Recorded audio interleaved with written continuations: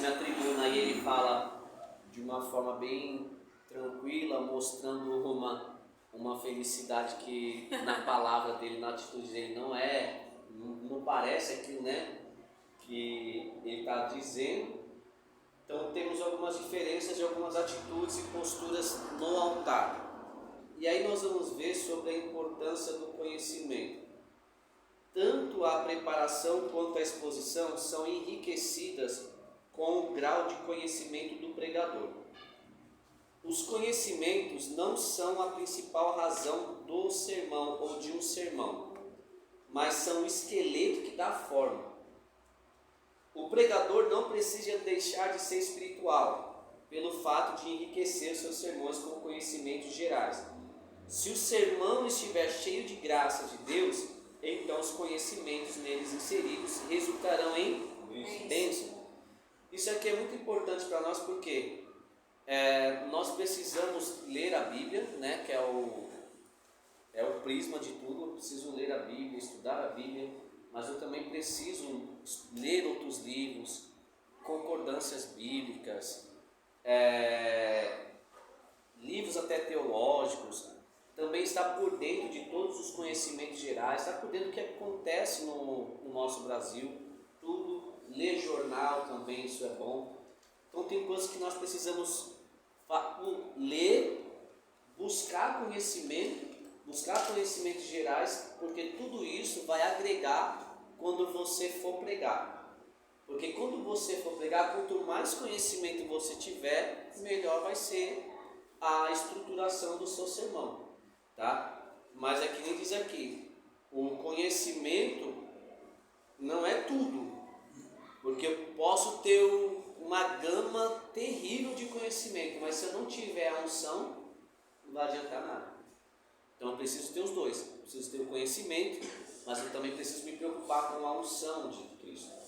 Então muitas das vezes, pregadores, pastores, teólogos, acabam esquecendo disso, tá? Então procura aplicar mais o conhecimento e deixa a unção de lado.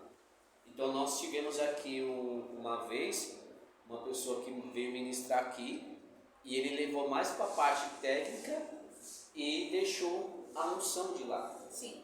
Entendeu? Então assim, ele estava falando sobre o Paracleto, sobre o Espírito Santo, mas ele não conseguiu transmitir isso na vida dele para nós. Então foi só a parte técnica, não mostrou uma unção. Ele estava mais preocupado com a teoria e mostrar conhecimento, a bagagem que ele tinha, ao invés de deixar Deus usar ele dentro daquilo que ele tinha escolhido para ministrar naquela noite. Então ele escolheu para ministrar sobre o Espírito Santo, mas naquela oportunidade ele levou mais para a parte técnica. Então ele não deu legalidade, não deu vazão para o Espírito Santo usar ele na unção que Deus queria usá-lo. Até mesmo para nós ser tocado pelaquela mensagem e também poder sair daqui cheio, transbordando, sentir a presença de Deus por intermédio daquela ministração. Isso não tem preço que pague. Você ouvir uma pregação e você sentir aquela unção. Então nós precisamos nos preocupar com isso, tanto na parte teórica, conhecimento, e na parte da unção de Deus. Então eu preciso ler, preciso buscar conhecimento, mas eu preciso também sempre priorizar Deus. Preciso da unção, preciso que o Senhor esteja comigo. Não adianta nada eu ter o conhecimento e não ter unção, porque aí aquela ministração não vai surtir um bom resultado e efeitos que poderia ter, sendo que se eu me preocupar com a unção de Deus, aquele sermão poderia ter restaurado uma vida, poderia ter salvado uma vida podia se render aos pés do Senhor, mas eu me preocupei só com o conhecimento. E aí não teve conversão, não teve arrependimento, não teve restauração, não teve cura por intermédio da palavra. E o alvo não foi atingido. Então a maior preocupação nossa é atingir o alvo pela palavra. Então, quando eu tenho essa preocupação na minha mente, então eu vou buscar mais a presença de Deus. Eu vou buscar mais o Espírito Santo. Senhor, me enche, quero ser cheio do Teu Espírito, mas também quero transmitir aquilo que o Senhor tem a dizer para a tua igreja, mas eu também vou me preparar para isso. Então, o problema de alguns que também está aqui. Uns se preparam muito, tecnicamente, deixam a unção de lado, e outros não se preparam. Aí que está o problema. Entendeu? Então, e você consegue, você, o ouvinte, nós, quando estamos sentados aí, nós conseguimos detectar se a pessoa se preparou ou não.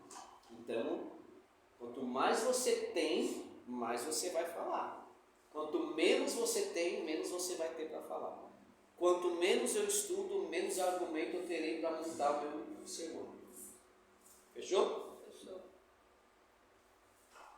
Se o sermão estiver cheio de graça de Deus, então os conhecimentos neles inseridos estarão em bênção. A homilética apresenta regras, técnicas e ensina como o pregador pode tirar proveito dos conhecimentos, ordenando os pensamentos e dosando-os com graça divina. Todo pregador deve adotar um sistema de estudo para seu maior aproveitamento no ministério da palavra. Volta aqui, ó. Nós não podemos ler a Bíblia só quando temos um convite para pregar. Eu preciso me alimentar diariamente. O que diz em Salmo 1, lá, verso 1? Abre aí, Natan, Salmo 1, verso 1.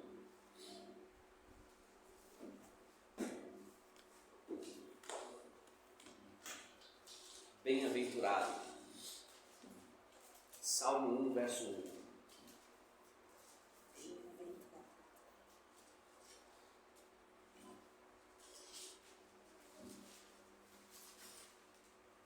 O problema está aqui para algumas pessoas que só pegam na Bíblia quando tem um convite. Se não tem convite, a Bíblia fica no poeirão. Pode ler. Bem-aventurado o varão que não anda segundo os conselhos dos ímpios, nem está no caminho dos pecadores, nem se assenta à roda dos escarnecedores. Leu 2. Antes tem o seu prazer na lei do Senhor, e na lei medita de dia e de noite. Medita quando? De dia e de noite. De dia e de noite. Leu, continua aí o verso 3. Pois será como a árvore plantada junto a ribeiros de águas, que dá o seu fruto no seu tempo, e as suas folhas não cairão, e tudo quanto fizer prosperará. Amém? Amém. Então, bem-aventurado é aquele que antes tem o seu prazer na lei do Senhor e nessa lei medita de dia e de noite. Se você for ler o livro de Josué, você vai ver que Deus falou essas mesmas palavras para Josué. Josué, antes tem o teu prazer na lei do Senhor, nessa lei medita de dia e de noite. Olha, não aparte da tua boca o livro dessa lei, porque ela vai te conduzir para caminhos seguros. Então, não tem outro caminho, não tem outra alternativa para nós que estamos fazendo a obra de Deus, estamos tendo oportunidades para dar uma saudação, ou até mesmo pregar na nossa igreja, dirigir um culto na comunidade de vida, ou aqui, qualquer lugar. Eu preciso entender que eu preciso meditar todos os dias. Não tem como me alimentar uma vez por semana. Porque você não come arroz e feijão uma vez por semana? Ou come? Você toma café uma vez por semana? Café quando eu tomo o dia. Então, faço um café antes de sair de casa. Chego no trabalho, as irmãs lá já estão fazendo outro café. Aí tomo um café lá. Aí almoço, tomo mais um café. Chego em casa, faço mais um café. Então, assim também é a nossa espiritual. Precisamos. João 5 vai dizer: examinai as minhas escrituras, porque delas testificam de mim, e cuidai nela ter a vida eterna. Então, aonde você? João 5, se eu não me engano é 39 ou é 37. Então nós temos que meditar, examinar todos os dias. Então, quanto mais você ler, quanto mais você estudar, mais você vai ter para falar na sua oportunidade. Quando você tiver uma oportunidade para pregar, você não vai chegar igual alguns pregadores falar: de mim não tenho nada. Não, você vai falar: eu tenho, porque eu estudei. Entendeu? Então, um erro que nós não podemos cometer é isso. Ao assumir a tribuna, pegar o microfone e falar: de mim eu não tenho nada. Você só não tem se você não ler. Você só não tem se você não estudar. Você só não tem se você não buscar. Agora, se você busca, se você lê, se você examina, se você pesquisa, você tem. Ok? E aí nós vamos continuar. O que se vai dizer é resultado do que sabemos, sentimos, pensamos e cremos e desejamos transmitir. E aí também entra a parte da cultura. Cultura é aquilo que a gente sabe, resultado de nossa vivência, da sedimentação do que somos, sabemos, das influências que sofremos e de tudo que realmente nos estruturou. Ser um homem culto em nossos dias, isso é capaz de pensamento original e ter digerido as informações do mundo em que vivemos. É uma equação diferente da que apresentava no passado. Pouco a pouco a explicação do mundo foi cada vez mais passando para a área científica. Por isso é importante manter os pés no chão. Para falar de um tema qualquer, é preciso dominar o assunto. Achou aí? É preciso dominar o assunto. Para falar de um tema qualquer, é preciso dominar o assunto. Então, como que eu vou dominar o assunto de um tema? Por exemplo, você tem um tema, eu vou dar um tema para vocês pregar. Aí vocês vão ter que dominar aquele assunto, aquele tema. Mas como que eu vou dominar aquele assunto? Como que eu vou dominar aquele texto que o pastor me deu para me pregar? Como? Estudando. Não tem outra. Agora, mesmo eu tendo um tema e eu li, reli, mas eu não me senti confortável, eu percebi que eu não tenho domínio sobre aquele texto. Sim. Eu vou pregar assim mesmo? Não. Se eu não domino o texto, é melhor eu falar para o pastor, eu não consegui, não estou entendendo, eu não consegui me familiarizar com o texto, porque é melhor você ser sincero do que você assumir um compromisso, pregar dentro daquele tema e não conseguir desenvolver um raciocínio e não conseguir ter um bom resultado naquela oportunidade, tá? Porque naquela oportunidade não está em xeque ali mostrar o seu conhecimento, mas sim que aquela mensagem atinja um alvo. Se eu não tenho familiaridade com o texto, como que aquele texto, a mensagem vai atingir o alvo? Não vai atingir. Então eu preciso dominar o assunto. Então tem assuntos na Bíblia que eu ainda não pego porque eu não tenho familiaridade, não consigo dominar. Tem uns textos que é difícil.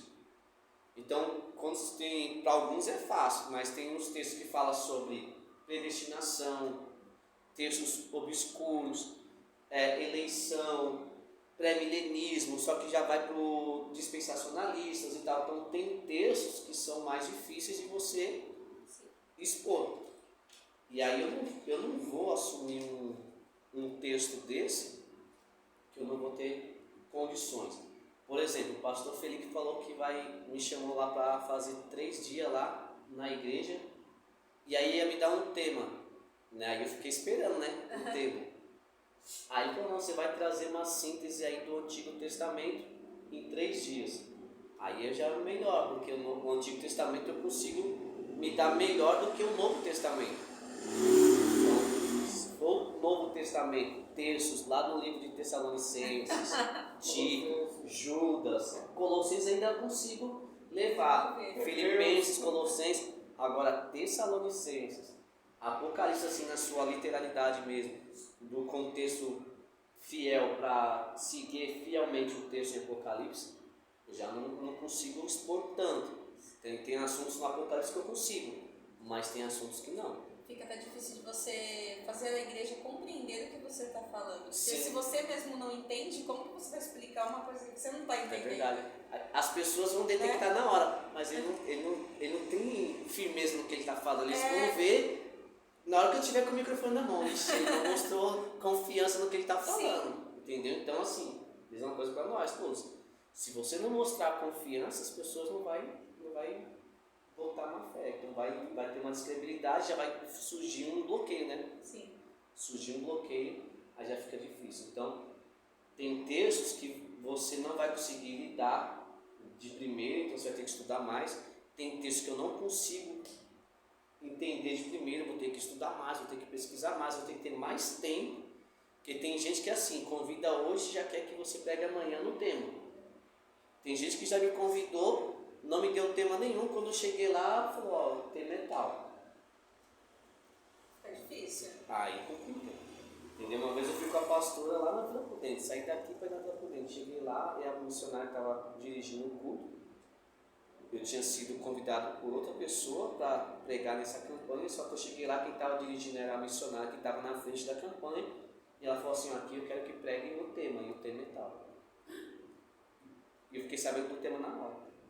E o que você fez? Na hora que eu entrei no culto. Aí eu fui ler o tema durante o culto. O culto rolando e eu lendo. Fazer o quê? Consegui.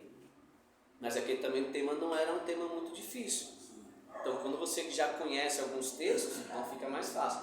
O ruim é você pegar um texto em João 9 que fala que Deus não ouve os pecadores. Como que Deus não ouve? Então Deus não me ouve. Mas é um texto duvidoso, porque tem um contexto naquele texto. Sim. Então, o versículo lá, Deus não ouve os pecadores, mas o contexto desse texto. Entendeu? Então, quando é texto duvidoso, textos difíceis, então tem que gerar um tempo a mais para mim trabalhar dentro daquele texto, para mim estudar, esmiuçar. Então isso tem que ser na nossa vida. Nós temos que aplicar um estudo diário, sistemático, todos os dias. Ler. Não dá para mim ler que eu estou... põe a Bíblia em áudio no fone, Sim. põe uma pregação, põe um louvor, mas nós precisamos ouvir. Agora quando chegar em casa, separa um tempo, vai ler a Bíblia, vai marcar os versículos, com cuidado. As palavras que te chamou a atenção, você marca, procura o significado dessas palavras. Depois vou passar para vocês, você pode abaixar no seu celular, Bíblia Strong. As palavras vêm todas em azul. Aí tem uma palavra lá que você não entendeu a palavra, tem algumas palavras que é difíceis. Aí você clica nela, na palavra, em cima, vai aparecer o significado dela. Se for no Antigo Testamento, vai aparecer em hebraico e transliterado em português.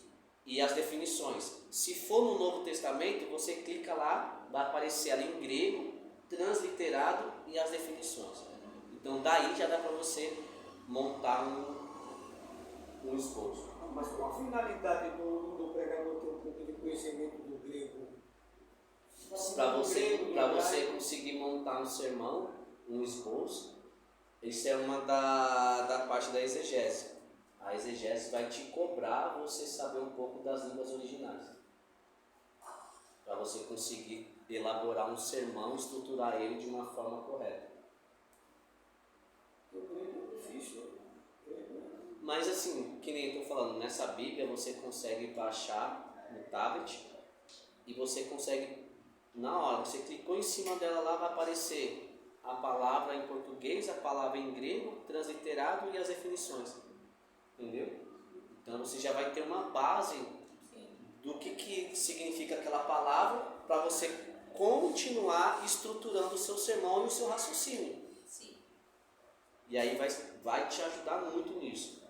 Então aqui é preciso dominar o assunto, a ponto de torná-lo uma simplicidade quase alarmante e dar a impressão ao auditório de que estamos desvendando juntos, realizando uma agradável excursão intelectual ou humana, participando os dois, nós e o ouvinte, do que vai surgir. Não sei se vocês já tiveram essa oportunidade. O pregador vai pregar lá na igreja, vou pregar hoje sobre um tema tal. E você sentir aquela alegria de descobrir o que ele vai pregar. Só no início, só de ele falar o tema, você fala, o Senhor chamou a atenção esse tema, eu quero descobrir como que ele vai chegar nesse tema, né? Então, isso que nós temos também que tentar fazer com que os ouvintes, eles venham e entrem junto do sermão, junto conosco, para desvendarmos aquela mensagem junto. Eu vou dar um tema e dentro desse tema eu tentar cativar e motivar os ouvintes a entrar comigo dentro do sermão para desvendarmos aquele tema junto. Então isso já aconteceu comigo. Eu vi um pregador falar: hoje nós vamos pregar tal assunto. Eu falei: isso não chamou minha atenção, eu quero aprender sobre isso. E aí você fica ali vidrado, querendo saber mais, né, e tal. E aí você vai aprendendo. Então você vai aprendendo e já vai anotando. São poucos, né? É poucos. Mas ainda tem uns que ainda falam: ó, hoje infelizmente tem poucos que pregam dentro de um tema, né? Ó, hoje eu vou pregar, mas vou pregar subordinado a um tema. Hoje é difícil. O Aldo fazia muito isso, é verdade. Geralmente hoje o pessoal só faz isso em congresso, Sim. confraternização, mas antes tinha bastante isso: vou pregar em tal tema. Porque cada tema, antes na época dos DVD, cada tema gerava um DVD. Sim. Entendeu? Então, por isso que pregava baseado no tema. Então, eu tinha que ter um tema. Por isso que todo pregador precisa ter um raciocínio rápido e ter familiaridade com o texto, porque ele vai escolher um versículo daquele texto que ele leu para colocar como tema. Um tema vai chamar a atenção dos ouvintes. Nossa, me lembro até a pregação dele, do Né Fabiano. Do 4 leões versus 1 leão. Olha. E o DVD fez sucesso. Caramba. Eu lembro que eu levei um monte de DVD para vender lá na comunidade de vida, que eu chamei ele para pregar, ele não foi no dia? Sim, lembro. Nossa, voltou naquele dia. Foi. Caramba. 4 leões versus 1 leão. Nunca mais vou esquecer desse tema. Esses dias eu vi uma pregação dele lá, ele abriu de novo a igreja lá na Flórida. Viu? Ele prega. O pessoal fala muito ruim dele, mas ele prega. Ele prega. O nome dele? André Fabiano. Bispo André Fabiano. Ele é bispo, né? Agora é apóstolo. Apóstolo? Vamos continuar. Realizando uma agradável excursão, paramos aqui o que vai surgir. Agora olha que interessante, o que vale mais é a gente ser a gente mesmo. Não queira imitar A ou imitar B. Você precisa ter a sua própria identidade para pregar a palavra de Deus. Tá? Então eu prego de um jeito, a diaconisa Andressa prega de outro, a Eloy vai pregar de outro jeito, o presbítero Paulo prega do jeito dele, o Samuel vai pregar do jeito dele e a Mônica vai pregar do jeito dela. Nós não precisamos imitar ninguém, porque Deus quer usar cada um naquilo que Ele chamou. Ok? Você pode admirar os pregadores, mas imitá-los não. Então eu admiro alguns pregadores. Então eu vou estudar para Deus me usar naquilo que Ele me chamou, mas eu tenho ciência que eu não posso imitá-los. Ok? E nem pegar, que nem foi falado na aula passada, e nem pegar sermão ou esboço de pregadores que nós não temos uma fonte, não sabemos quem ele realmente é. Tá? Então eu preciso ter a minha própria identidade. Eu vou estudar, eu vou me dedicar, eu vou esmiuçar aquela palavra. Eu não entendi, eu vou ler de novo, vou perguntar de novo para Deus. Deus me ajuda, abra minha mente, mas eu não vou imitar ninguém. Amém? Amém. Assim, a primeira e grande obrigação do pregador é a leitura constante e sistemática. O assunto que ele aborda em suas prédicas e de cultura geral. Bom, o que fazer quando convidado para pregar em um congresso e confraternização? Eu queria que você abrisse sua Bíblia em João 15.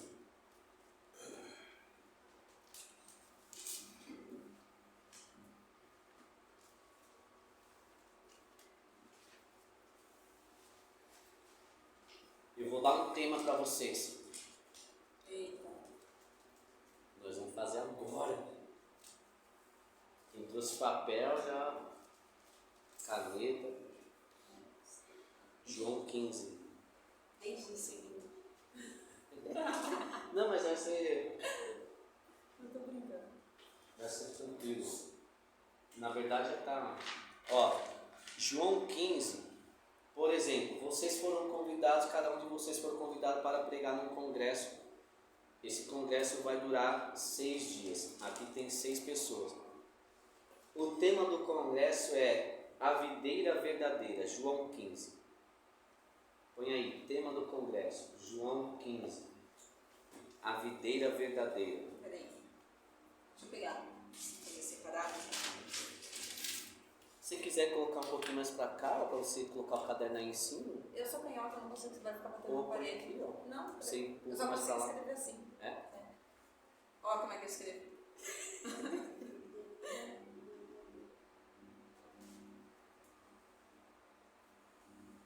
João 15, a videira verdadeira. Esse é o tema. Bora pensar? João 15, do versículo 1 ao versículo 8, você vai ter esses 8 versículos para você elaborar um sermão. Esse tema. A videira verdadeira. Dentro disso, Do 1 lá. do 1 ao 8. Dentro desse versículo, do 1 ao 8, olha que interessante. Você pode colocar um subtema. Eu tenho um tema, por exemplo, eu sou pastor do congresso, eu dei esse tema para vocês.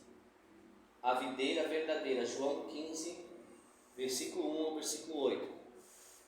A diaconisa Andressa, ela está familiarizada com o texto, ela pode dar um subtema. Dentro desse subtema, ela pode colocar como o cristão pode ter uma vida frutífera. Então, ela vai chegar lá, ela vai ter a oportunidade dela, aí ela vai falar: ó, Pai do Senhor, irmãos. Mas não, Pai do Senhor, irmãos. Pai do Senhor, irmãos, tudo bem e tal. Vou ler o tema, João 15, versículo 1, né? Eu sou a videira verdadeira. Esse é o tema. O tema é a videira verdadeira. Mas, irmãos, eu vou falar como o cristão pode ter uma vida frutífera. Isso vai chamar a atenção dos ouvintes.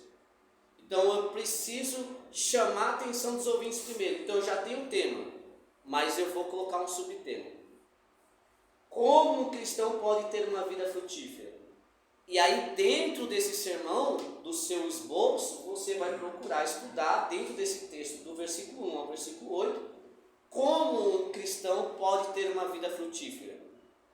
O que é ter uma vida frutífera? O que é a videira? Preciso saber de tudo isso.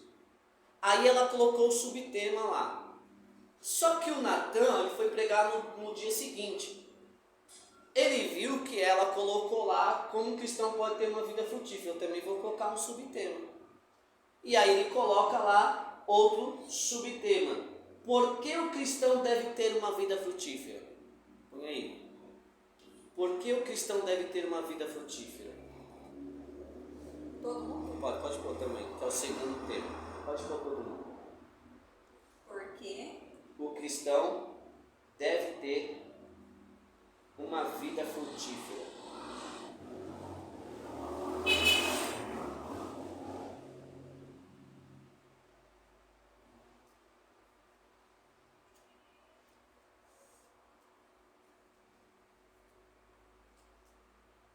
Você vê que em um tema só você consegue abordar já mais 2 assuntos, né? Uhum. Só que esse tema você consegue extrair mais um assunto. E aí a diaconisa vai pregar, a diaconisa Mônica vai pregar, ela vai falar os frutos na videira, os frutos da videira na vida de um cristão. Está tudo coligado com o mesmo texto. Só que o terceiro é os frutos da videira na vida de um cristão.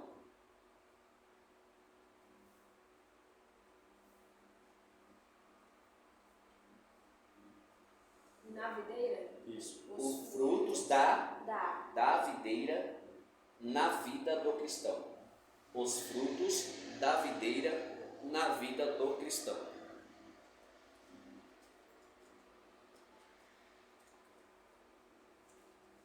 Dentro desses 3, Eu não anotei o primeiro.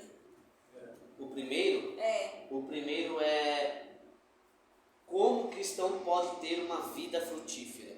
Como o cristão pode ter uma vida frutífera.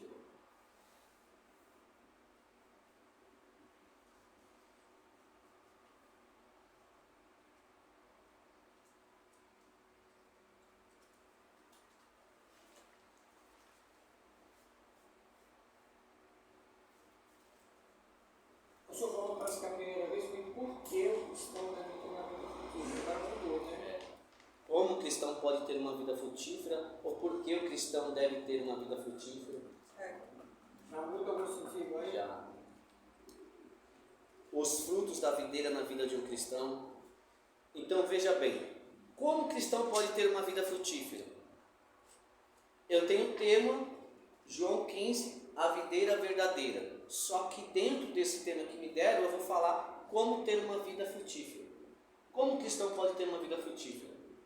Ou, por que o cristão deve ter uma vida frutífera?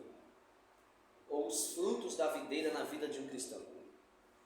Agora a pergunta é, como que eu vou elaborar isso? Como é para mim estruturar esse sermão dentro desse texto que me deram, a videira verdadeira? Qual desses temas vocês acharam mais fácil para vocês começarem a elaborar o sermão de vocês? Esse como eu vou ter uma vida Frutífera, né? frutífera. Por que o cristão deve ter uma vida frutífera? É o princípio Por quê? mais chamativo, né? Sim. E também, toda vez que nós vamos aplicar um tema, tem que ser na afirmativa. Tá? Apesar que tem alguns temas que nós vamos ver na interrogativa e tal, mas sempre afirmar alguma coisa. Então, eu posso escolher esses subtemas. Só que eu preciso saber como que eu vou estruturar. Por que o cristão deve ter uma vida frutífera? Aí eu preciso saber por que eu preciso ter uma vida frutífera. Eu preciso perguntar para mim. E vou ler a Bíblia. João 15, verso 1 ao 8. Aí eu queria perguntar para vocês, como que vocês vão estruturar isso? Como que vocês vão falar? Vocês têm alguma ideia? Como eu posso ter a vida? Por que o cristão deve ter uma vida frutífera? Você aplica. Por que o cristão deve ter uma vida frutífera? Você vai ter que expor essa ideia para o ouvinte. Eu preciso saber que frutos são esses. Primeiro, preciso saber, de fato, acerca da videira. Só que no Antigo Testamento é citado a videira? Acho que não, eu nunca ouvi falar. Não? Acho que não. Não sei não. Você acha alguma coisa, Samuel? Não, tinha videira, não é? Tinha videira assim. Tinha videira. Ó, João 15, verso 1. Eu sou a videira. Verdadeira. Então eu vou estruturar o meu sermão. Como o Certo. cristão deve ter uma vida frutífera? Eu sou a videira. Quem é essa videira? Jesus. Aqui está falando de Jesus. Mas no Antigo Testamento, a Bíblia fala alguma coisa sobre a videira? O que significa videira no Antigo Testamento? O vinho. Produção do vinho. Também. E o que mais? Ela era curativa também, né? Não, peraí. A videira, Ela Videira, produzia vinho, coisas. alegria. Alegria. alegria, alegria. Tem mais, hein? Tem mais, tem bastante coisa. Alegria. Tem uma coisa que vai encaixar melhor aí. Então, ó, põe aí, ó, primeiro ponto. Eu preciso saber o que é a videira no Antigo Testamento. Escrever aqui, né? Primeiro ponto para mim estruturar o sermão. O que é a videira no Antigo Testamento? Primeiro ponto. Vinho, Vocês sabem que vai dar vinho ali, né? A videira vai Que era. vai produzir vinho. extrai Uva. uva. A uva não vem da videira? Sim, vai produzir a uvas, vai produzir o vinho.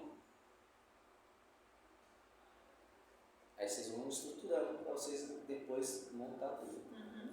Eu preciso, na verdade, fazer algumas perguntas para eu poder respondê-las para Sim. estudar o texto. É isso? Isso. Toda vez que você lê o texto, que você tem um tema, Certo. ou que você vai pregar, você sempre tem que perguntar para o texto: por que está escrito isso? Quando foi escrito? Para quem foi escrito? Qual o propósito de estar escrito? É uma parábola? É uma palavra diretamente para um rei, um profeta? É o profeta que está dizendo? É Jesus que está dizendo? Quem está falando? Então, sempre você tem que perguntar para o texto que você está lendo. Sim. E o texto vai te explicar. Então, primeiro ponto, preciso saber o que é a videira no Antigo Testamento. Já sei que é Uma vinha. é uma vinha Uma vinha. que cresce uva, que daí eu vou colher e vai vir o vinho. Correto? Certo. Só que tem algo mais sobre isso. Vamos lá? Isaías 5.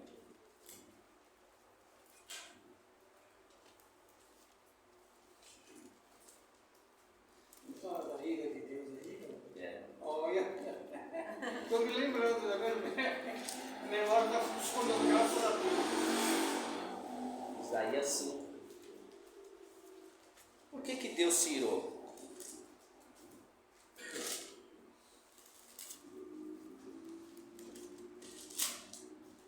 Isaías 5 diz assim, verso 1. Do 1 ao 7, tá? Agora cantarei ao meu amado o cântico do meu querido a respeito da sua Vinha. Meu amado tem uma vinha em um outeiro fértil. Ele a cercou e tirou as pedras. Plantou excelentes vides. Edificou no meio dela uma torre. Também construiu nela um, Largar. esperando que desse uvas boas, mas deu Uvas bravas. uvas. Bravas.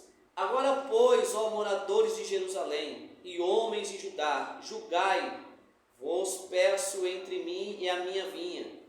Que mais se podia fazer a minha vinha, que eu não lhe tenha feito? Como esperando eu que desse uvas boas, veio produzir uvas? Bravas. Agora, pois, vos farei saber o que hei de fazer à minha vinha. Tirarei sua cerca para que sirva de pasto, derribarei sua parede para que seja pisada, e a tornarei em deserto.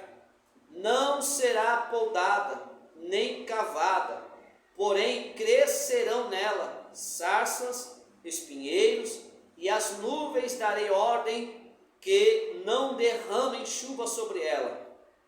Porque a vinha do Senhor dos Exércitos é... A Casa de Israel. Amém? E a nossa vinha. A vinha do Senhor é a casa de Israel. E os homens de Judá são a planta das suas delícias. Ele esperou que exercessem juízo, e eis a opressão, justiça, e eis o clamor.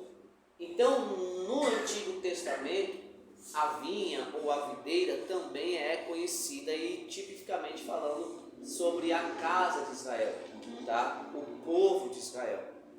E aí nós vamos ver mais sobre isso lá no livro de Ezequiel, tá? Então, dentro desse primeiro ponto, eu já sei algumas coisas sobre essa vinha no Antigo Testamento. No Antigo Testamento, a videira, a vinha, era conhecida como o povo de Israel. Não só a árvore, a vinha, que dava a uva para nós poder fazer o vinho, mas ela também era conhecida como o povo de Israel. Então, quando eu vou buscando essas informações, eu vou conseguir depois ter uma noção como que eu vou fazer para estruturar esse sermão dentro do tema que foi me dado. Lembrando, você vai estudar mais ou menos aí umas 5, 6 horas para poder fazer um sermão completo. Tem gente que faz até 8 horas. Só que desse estudo todo, você vai ter que reduzir 40 minutos. E quando você tem 40 minutos? Então você precisa ler, reler, decorar, para você não ficar lendo papel, tá? Sim. Então, primeiro, eu já identifiquei. Oi? Quase. Eu já Achei para trás, levar a mesa para trás. Eu já identifiquei. Não dá para ir. Eu já identifiquei a videira, senão eu vou cair ali. Ai, tá cheio de escrito. O celular tá gravando, não, velho. Não dá para. Nossa, o pastor na aula tá cheio de poder, caiu lá. Então vamos lá. Primeiro ponto, eu já sei o que é a videira no Antigo Testamento. Sim. Correto? É o povo de Israel. É o povo de Israel. Então, se eu já sei isso, eu vou estruturar estruturar no sermão. Como o cristão pode ter uma vida frutífera, só que a videira no Novo Testamento está falando que Jesus. Porque lá no Antigo Testamento o povo era para andar em obediência, mas eles desobedeceram ao Senhor. Era para eles darem bons frutos, mas eles deram frutos maus.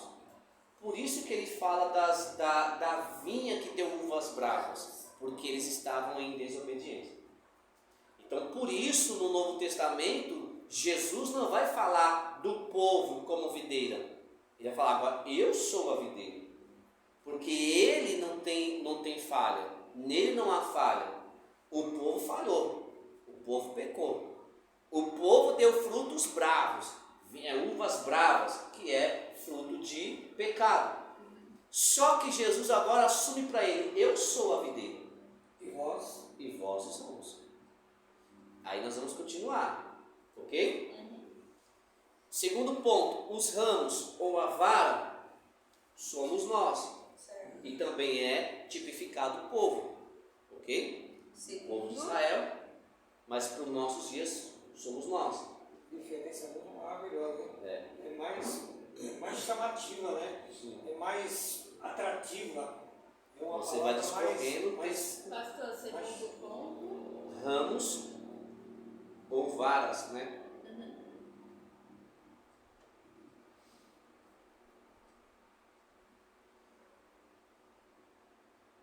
Dentro desse segundo ponto, o que vocês acham? Que o ramo, ele é forte ou ele é frágil? O ramo é forte. O ramo é forte. Ela falou frágil? Frágil? Forte? Não, ela falou frágil, né? O ramo Forte, né? Não sei. Frágil ou forte?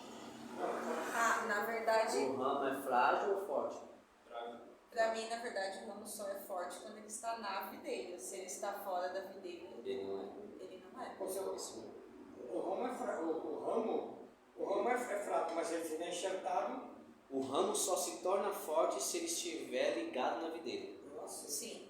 Se ele não estiver ligado na videira, ele é frágil. Tá? Então, por isso que você vai ver nesse texto, João 15, algumas vezes dizendo, permanecer em mim, e eu permanecerei em Vós. O ramo só pode dar fruto se ele permanecer na videira. Se ele não permanecer em Cristo, ele é frágil. E todo ramo que não está ligado, sendo frágil, ele é cortado e lançado fora. Então o ramo aqui, ele em si, ele é frágil, se ele não estiver ligado em Cristo. Mas aquele que decidiu ficar e permanecer em Cristo, esse ramo se torna forte. Então você vai juntando tudo isso para você conseguir elaborar o seu sermão. Você já está pregando para a gente. Então eu preciso ter essas informações, porque senão eu não consigo elaborar o sermão. Vocês precisam ter essas informações de um texto. Se você não estudar o contexto, você não vai conseguir elaborar o seu sermão. Então, nesse segundo ponto, os ramos são fortes se estiver ligado na Videira. Se não estiver ligado, ele é frágil.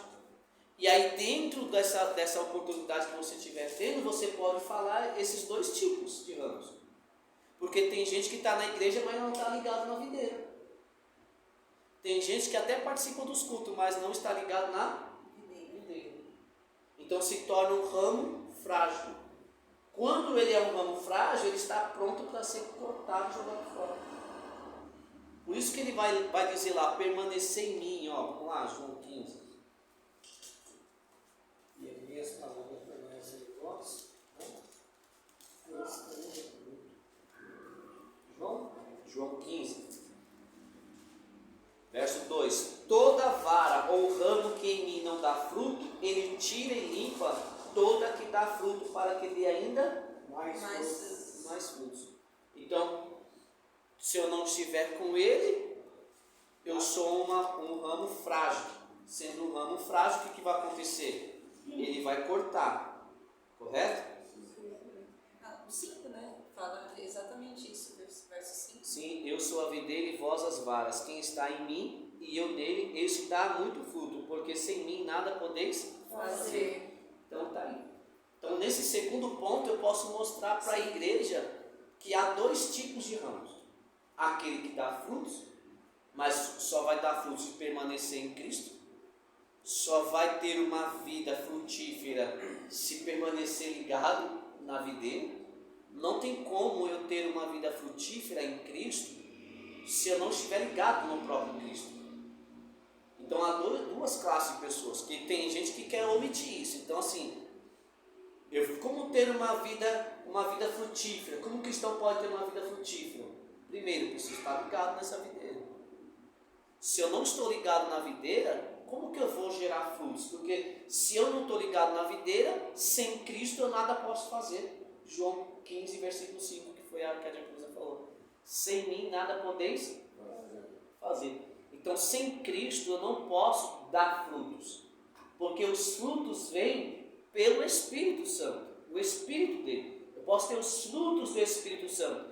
Mas para mim ter os frutos do Espírito Santo, eu tenho que estar ligado em Cristo. Então, dentro desse segundo ponto, você já tem o quê? Já dois assuntos para falar. Aqueles que estão ligados na videira, esses vão dar frutos. E os que não estão ligados, eles vão ser Lançados fora. lançados fora. E os que estão vão ser podados, vão ser cortados para dar mais frutos. Então os dois, um vai ser podado, mas não vai ser arrancado. Tem que participar, Jesus precisa podar aqueles que estão dando frutos, que estão ligados nele, porque nessa poda vai fazer com que essa pessoa venha dar mais frutos, e aqueles que não estão ligados, ele já vai cortar de uma vez. Então tem dois tipos de pessoas: os que estão ligados e os que não estão. Vamos lá para o terceiro ponto? O agricultor. Põe aí, terceiro ponto, o agricultor.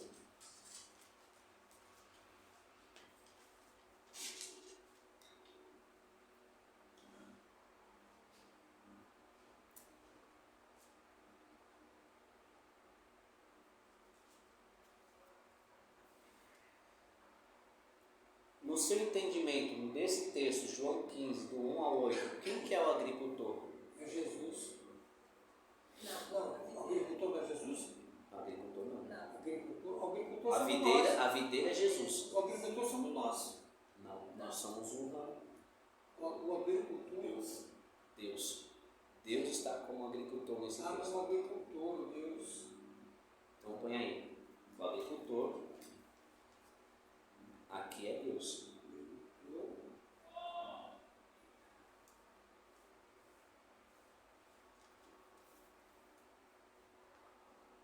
É o agricultor. É no princípio. É o agricultor.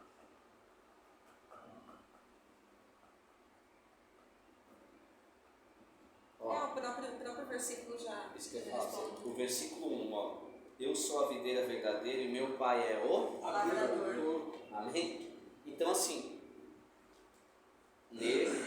quando nós lemos com calma, vamos identificando alguns assuntos, algumas palavras importantes para não passar desapercebido, para montarmos o nosso esboço. Lembrando que a diaconisa Andressa vai montar o dela, a diaconisa vai montar o dela, vai ser diferente. Por mais que vocês já tenham uma ideia daqui do tema, subtema, quem é a videira, quem é o ramo, mesmo assim vai sair 6 mensagens diferentes. Pode ter algumas coisas parecidas, mas finalidade diferente.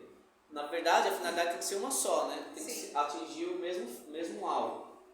Só que a maneira que você vai expressar aquilo que Deus te colocou vai ser diferente, também de acordo com a sua busca, com a sua entrega e a sua prática na leitura e na pesquisa.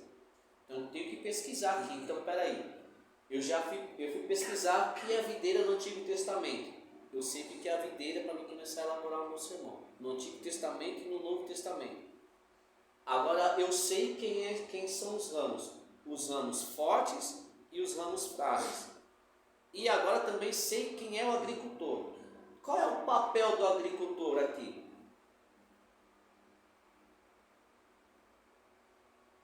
É arar a terra, cuidar da terra. Cuidar da terra. E essa terra quem é?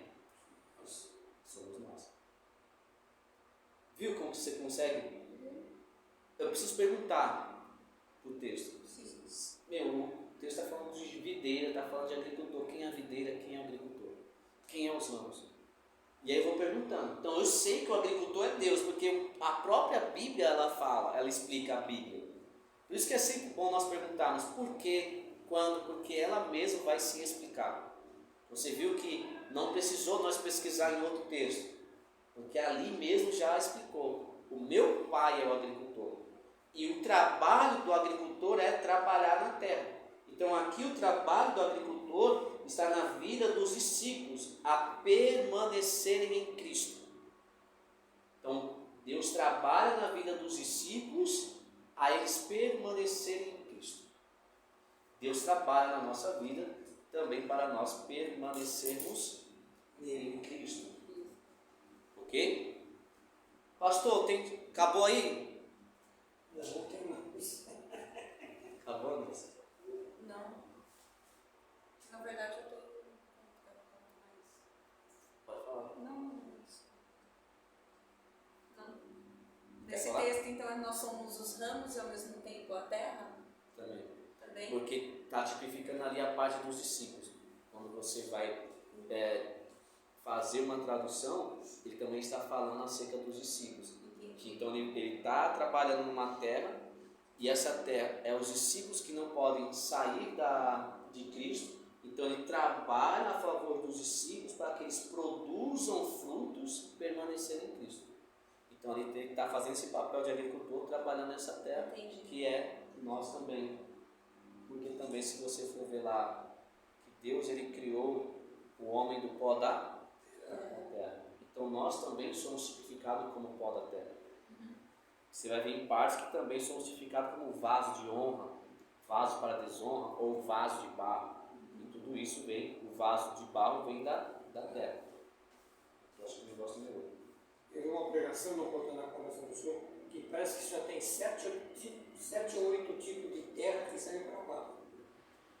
O verão tem uns 7 ou 8 tipos de vasos que servem para vaso, os outros não servem, outras terras não servem. Eu perguntei porque esses dias eu ouvi, desculpa te interromper, eu ouvi uma pregação e ele estava falando sobre isso e ele falou que a terra era o lugar onde nós somos plantados, que terra nossa. Aí ele fez essa pergunta, onde nós estamos sendo plantados, alguma coisa do tipo, eu não prestei muita atenção.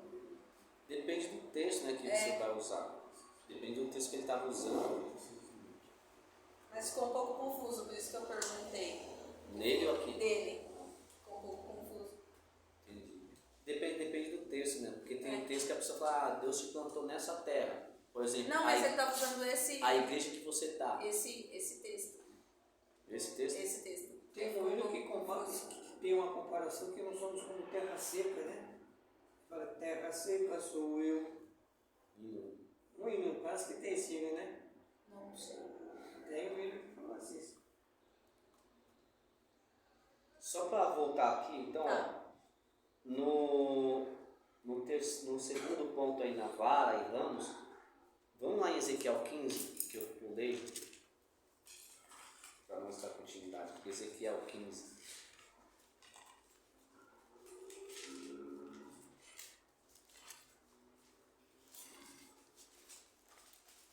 Abri em cima sem querer. Via? Peguei sem querer aqui, ó.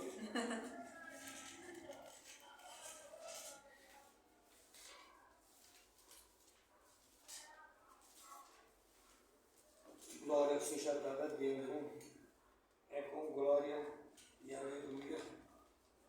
Veio a minha palavra do Senhor, dizendo: Filho do homem, acaso a madeira da videira é melhor que qualquer outro tipo de madeira? Porventura sua madeira é usada para fazer alguma obra? Ou é usada para confeccionar um suporte para nele pendurar alguma vasilha? eis que é lançada no fogo para que seja consumida. Ambas as suas extremidades são consumidas pelo fogo, e o meio dela fica também queimado. Serviria porventura para alguma obra?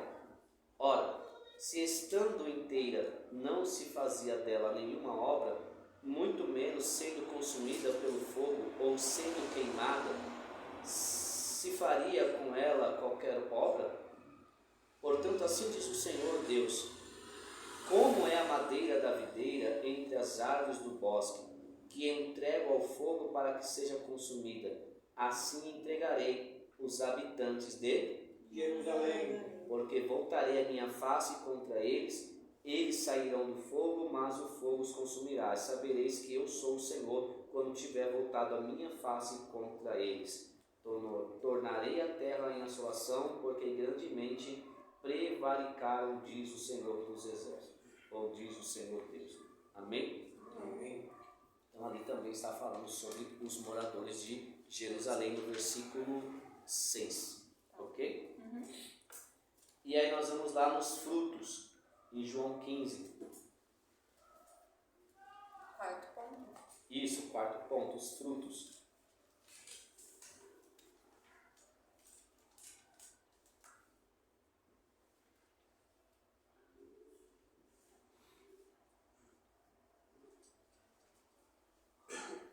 Os frutos aqui você pode falar sobre os motivos e desejos e disposições espirituais. Pastor, mas como assim? Os frutos são, os bons frutos, ele procura viver de acordo com a verdade.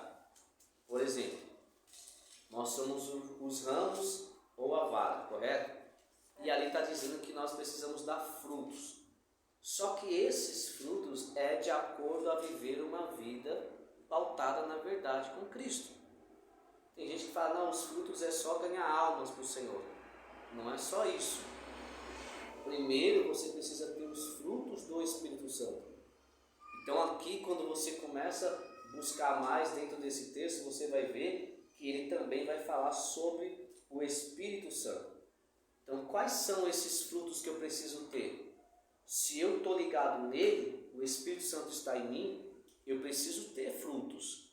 Mas esses frutos precisa gerar um caráter em mim.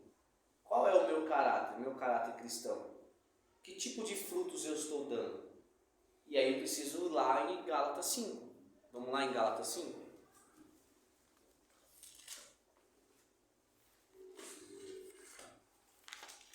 O que são os frutos do Espírito? Paz, mansidão, amor, longanimidade, benignidade, temperança, justiça, amor. Mais alguma coisa, não? A pergunta é, estamos em nós, temos esses frutos? Aí, Pergunta difícil, hein? aí, 23.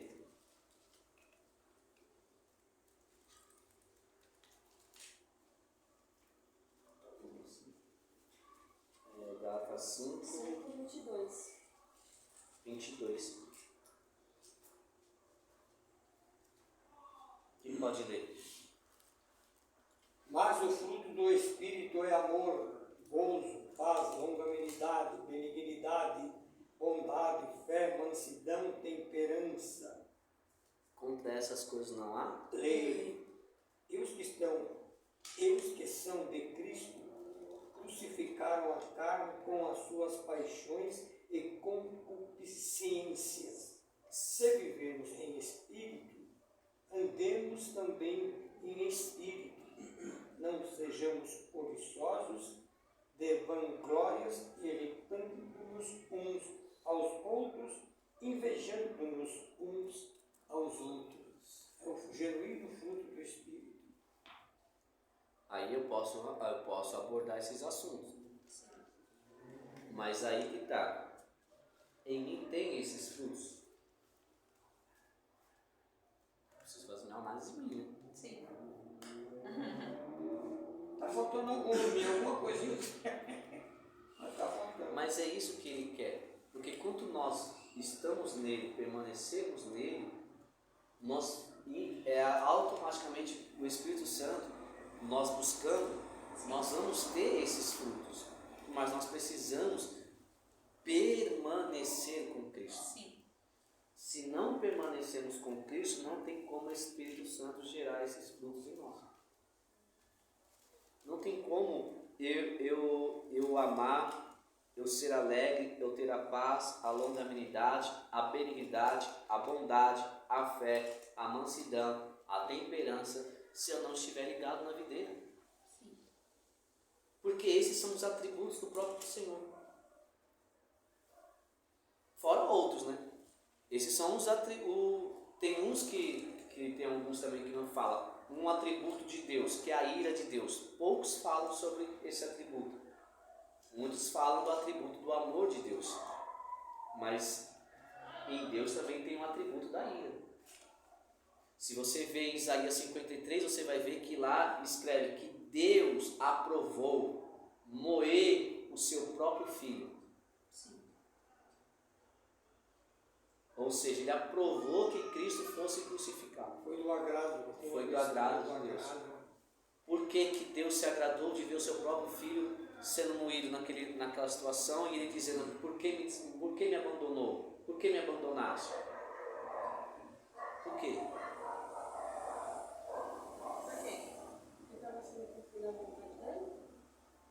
Por causa do pecado do povo. Então, ele está vendo a humanidade, uma humanidade pecaminosa. Ele vai permitir que o seu próprio filho morra por aquela humanidade, levando sobre ele os pecados daquele povo, os nossos pecados. Então Deus permitiu para que, por causa de muitos pudessem ser salvos. Sim. Por isso que em João 3,16 vai dizer, Deus amou o mundo de tal maneira que entregou o seu único Filho unigênito para que todo aquele que nele crê não pereça, mas tenha vida Eterna. E aí quando você vai em João 17, você vai ver a oração de Jesus. Ele vai orar por aqueles que vão passar a crer em Jesus por causa da palavra que será pregada.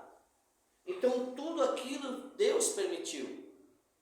Então nós precisamos compreender isso. Tem alguns atributos de Deus que alguns não pregam. Mas esses atributos, o fruto do Espírito Santo, em João 15 está dizendo que nós precisamos dar bons frutos. Então a minha vida precisa ser também uma vida de um bom testemunho. Bons frutos, eu preciso dar um bom testemunho. Eu preciso amar, eu preciso ser piedoso, eu preciso ser longânimo, mas eu também preciso ganhar vidas do reino, preciso estar pautado na palavra, obedecer a palavra, mas eu preciso estar encaixado nisso. E tentar transmitir isso para a igreja, dentro do sermão, dentro do tema que foi estabelecido para mim. E aí que está, daqui dessas informações, vocês montar o esboço de vocês. Como que eu vou transmitir uma mensagem para a igreja dentro desse tema? A videira verdadeira. Vocês têm algumas informações que é um pontapé aí para vocês começar. E aí vocês vão na sua casa, vocês vão montar, e aí na aula que vem vocês tragam para mim. Ok? Tem que ser sobre a videira. A videira verdadeira. Tem algumas informações aí que vocês conseguem puxar algumas coisas para vocês montar o esboço de vocês. Tem que ser Como pastor na primeira aula. Não, você vai montar do jeito que você tem algumas informações que vai te ajudar. Essas são informações que vai te ajudar você a elaborar o seu sermão. Cada um vai montar do jeito que Deus colocou no coração. Mas você já tem noção do que é a videira no Antigo e no Novo. Correto? Você já sabe o que é o ramo, o agricultor e os frutos. Quais são os frutos do Espírito Santo? E depois, como que eu vou concluir? Ali e a introdução. Então, dentro disso, eu vou montar uma introdução. O que é a introdução? Um pequeno resumo do que você vai falar. Mas se você não quiser montar com a introdução agora, não precisa montar, que eu ia montar trazer todo na próxima aula. Para vocês verem como que é a introdução, o esqueleto e a conclusão. Mas já que nós começamos aqui, já tem bastantes informações, você consegue, a partir daqui, dar um pontapé. Como que eu vou montar esse esboço?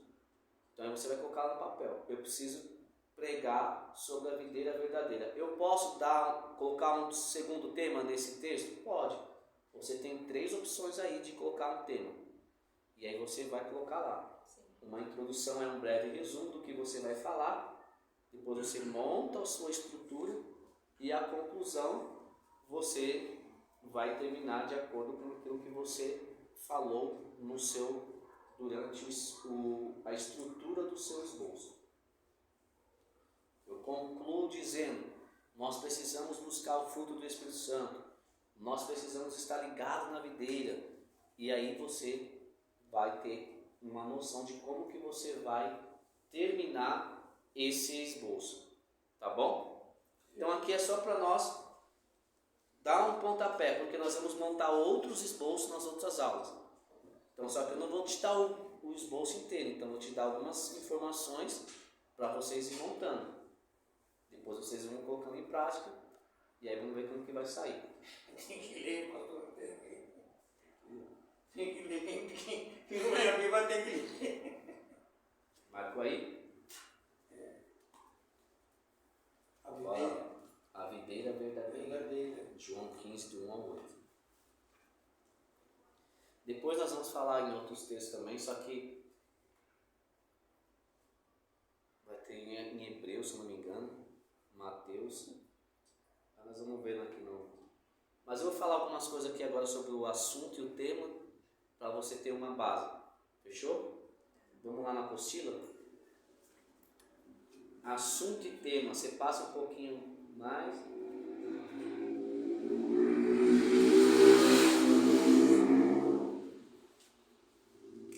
Desce um pouquinho aí, ou sobe, né? Assunto e tema. Assunto é o objetivo que você deseja alcançar por inspiração de Deus, e o tema é como você vai dizer ao público qual é o seu objetivo. Dentro disso, precisamos sempre nos lembrar que nós precisamos dominar os textos. Segundo, quando você for apresentar, que eu vou escolher algumas pessoas para apresentar esse sermão aí, esse esboço que vocês vão fazer. Quando vocês forem apresentar esse trabalho, vocês precisam entender que por mais que vocês escreveram, na apresentação de vocês têm que entender que é como se estivesse pregando na igreja. Então eu não posso perder meu tempo aqui, lendo todo o meu sermão. Eu tenho que decorar em casa. Eu posso trazer meu sermão para cá, meu trabalho, meu esboço? Deve. Só que na hora da apresentação você vai ter que ler só algumas partes. Quando der um branco assim, você vai lá e lê e continua explicando. Mas não pode ficar sempre assim, Você está aqui lendo, só focando no seu sermão e esquecendo dos ouvintes. Por que isso? Por que eu não posso só ler e deixar os ouvintes ficar me vendo? Se você for pregar na sua igreja, você fica só lendo papel? Não passa credibilidade nenhuma. Não passa credibilidade nenhuma. As pessoas vão falar, a pessoa não se preparou, Sim. a pessoa não leu, ela só escreveu, mas não leu o seu próprio esboço. Tem gente que é assim, ela escreve e depois abandona lá o esboço, não lê mais. Aí quando chega na hora de pregar, quer ler o papel. Vou ler meu esboço, aqui eu tenho até um esboço aqui, Aí eu vou ler meu esboço. Eu pego e fico lendo aqui, Olha só por que nós não podemos ficar. Fora que a diaconisa falou que perde toda a credibilidade, a pregação é a verdade através da personalidade. Os olhos transmitem a personalidade. Assim, qualquer coisa que interfira com o contato dos olhos do pregador impede que a personalidade seja bem sucedida e interfere com a pregação. Vai formar um bloqueio aí. Amém? Então, pastor, eu tenho dificuldade de guardar. Relê, decora, lê em voz alta. Chegar aqui, você pode trazer seu papel, mas você não vai ler todo o seu esboço. Ok? Então já vai guardando aí, porque vocês vão apresentar esse texto. Até a última aula vocês vão apresentar outros. Tá? Então esse é o primeiro. Para vocês aprenderem a estruturar. Que já sabe, algumas pessoas que já sabem. Mas vai ter que desapegar do papel. Ok?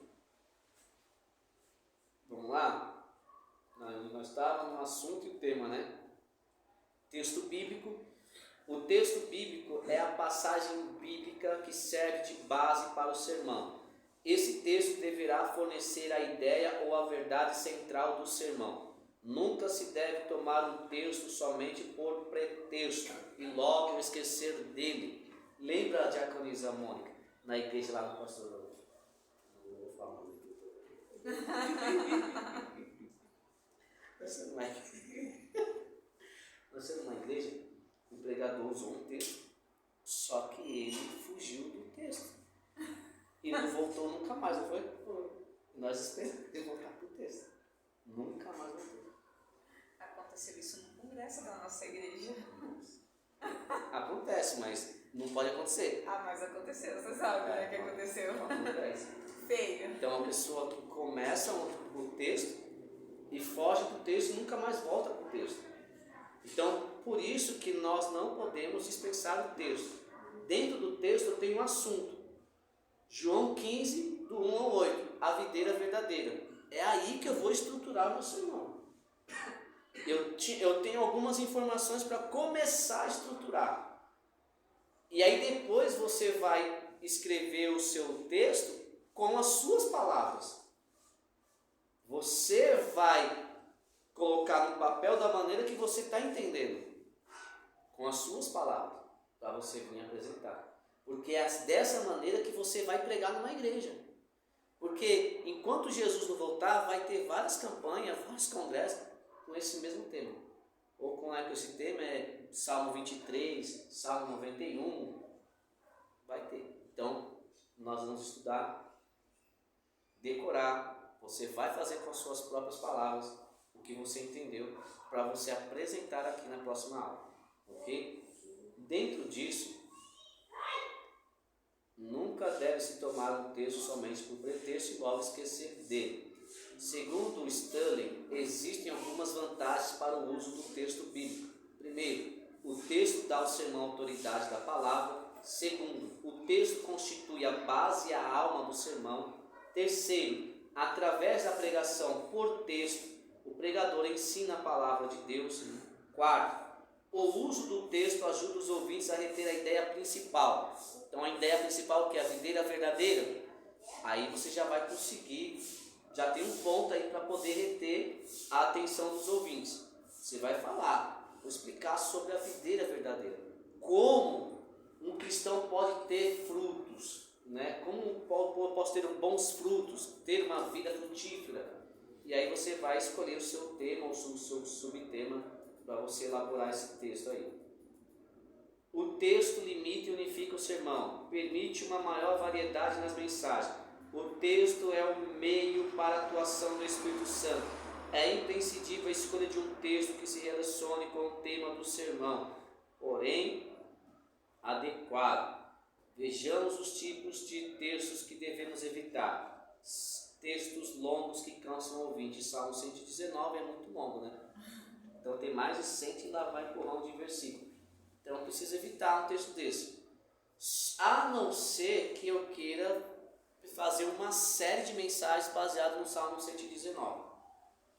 Então eu posso fazer uma série de mensagens no Salmo 119.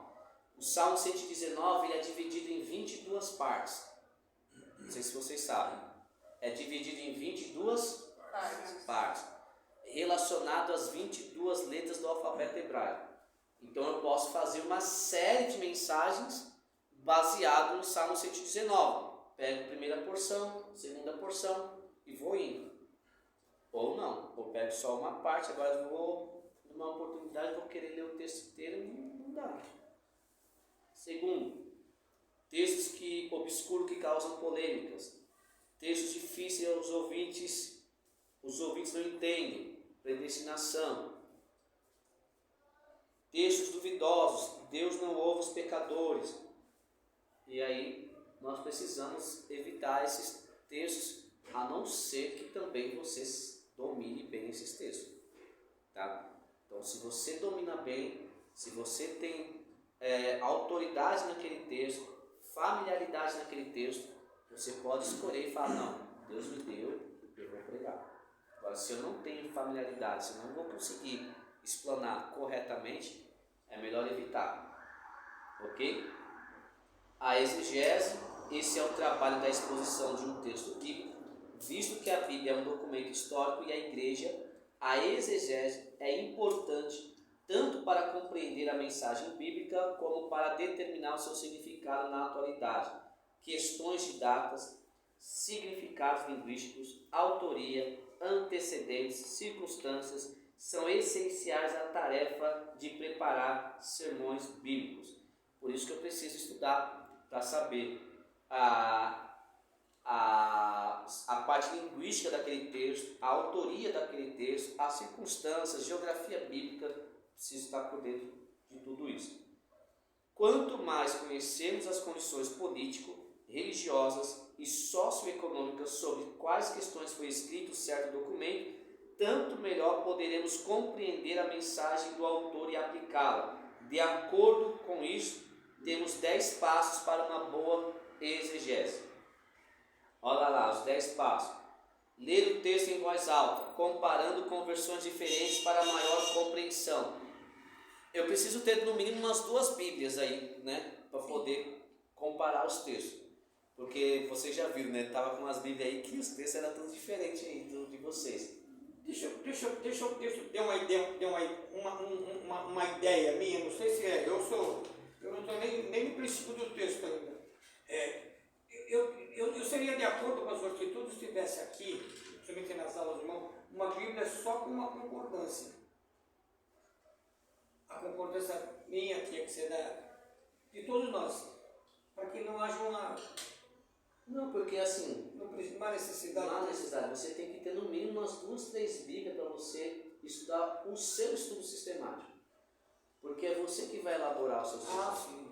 E aí você que vai apresentar na Bíblia que você tem. Só que você vai ver nas suas 3 versões que você tem lá e vai escolher um texto melhor. Sim. De uma linguagem que você acha que está de mais fácil compreensão do que a outra. Tem Bíblias que para a minha Bíblia do expositor, o texto é mais difícil. A NVI, o texto já é mais complicado. Essa DAC aqui já é mais simples. A João Ferreira já também é mais simples. Tem a King James. Então assim, cada um tem as suas Bíblias. Qual o texto que você se dá melhor? Na King James? Na NVI? Na DAC? Eu vou escolher a Bíblia que eu me identifico melhor e que eu acho que aquela linguagem é melhor para aquele... A King James é mais detalhada. Mas João Ferreira também tem texto que não é brincadeira entender ali. E aí você vai escolher. Então, você pode ter 3 Bíblias lá. Você vai ler João 15, Deixa eu entender porque... João 15. O João 15 na King James, na NVI, na sua é qual? Essa daí, João Almeida. E você vai ver qual é o texto melhor, de melhor compreensão para você. Qual o texto que você se identifica melhor? João? Então eu vou ler nesse. Eu vou elaborar meu sermão nesse. Fechou? Então aí precisa ter, no mínimo, para você ler. Então quando eu vou elaborar um texto, eu vejo nessa minha, eu vejo na King James, eu vejo na Strong. E aí eu vou ver qual que vai ficar melhor para aquela oportunidade. Eu vejo nessa daqui, ó, a cronológica.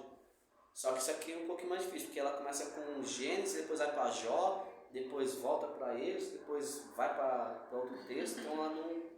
Nessa de Gênesis para Jó, o Jó vai falar muito da criação? Não.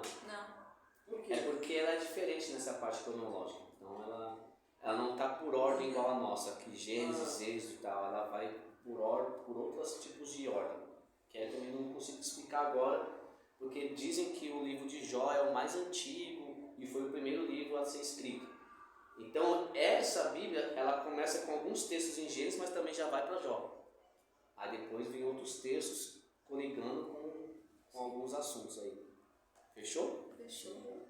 Mas por que a Bíblia hebraica ela é escrita de trás para frente? É a cultura deles, né? Eles escrevem assim. Eles escrevem de trás para frente. Eles escrevem daqui, ó, da cá. Eles e os árabes.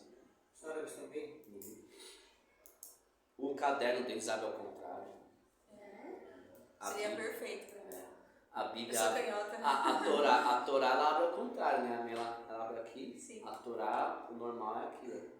Porque eu vivo com o dedinho sujo de tinta de Tinta. caneta e meus textos são todos borrados. Porque eu vou A Torá abre ao escrevendo contrário. e tá borrando.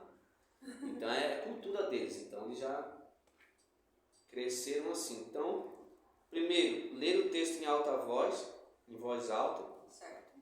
comparando com outras versões, reproduz o texto com suas próprias palavras, falando sozinho. Isso é muito bom. Isso me ajudou muito. Eu reproduzir o texto em voz alta comigo mesmo, olhando para o espelho ou então gravando no celular, para depois eu ir guardando. Porque quando você lê em voz alta, você está automaticamente guardando, memorizando aquilo que você está lendo. Observe o texto imediato e o texto remoto. O que é o texto imediato e o texto remoto? Vocês sabem? Eu escolhi um texto lá, por exemplo, Lucas 1:37. O versículo base 37. O texto imediato de Lucas 1:37 são os versículos anteriores e os versículos posteriores dentro do próprio capítulo. Esse é o texto imediato. O texto remoto é o capítulo inteiro e alguns capítulos anteriores. Ok? Então, o texto imediato são apenas alguns versículos anteriores e posteriores para poder encaixar com aquilo que eu li.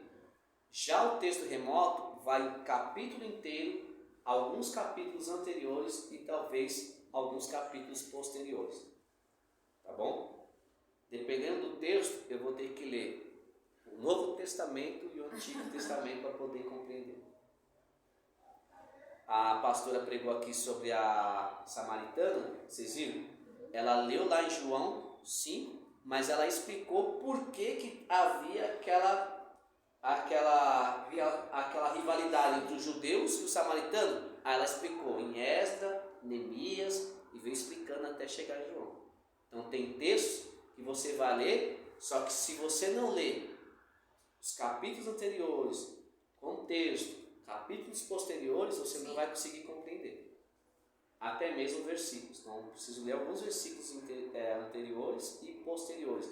Nunca pegue só um versículo isolado para elaborar o seu sermão e não ler o contexto, não ler o texto inteiro. Capítulos anteriores, capítulos posteriores, porque senão você vai ficar perdido. E aí pode gerar um pretexto para gerar uma heresia. Então eu preciso tomar cuidado com isso. Então eu preciso ler, analisar o texto imediato, é aqueles versículos que estão antes, um pouco depois, mas eu ainda não entendi. Eu vou analisar o texto remoto, capítulo inteiro. Não entendi ainda, vou voltar nos capítulos. Vou ler alguns capítulos na frente. Eu vou olhar na concordância. Aqui tem referência no Antigo Testamento também.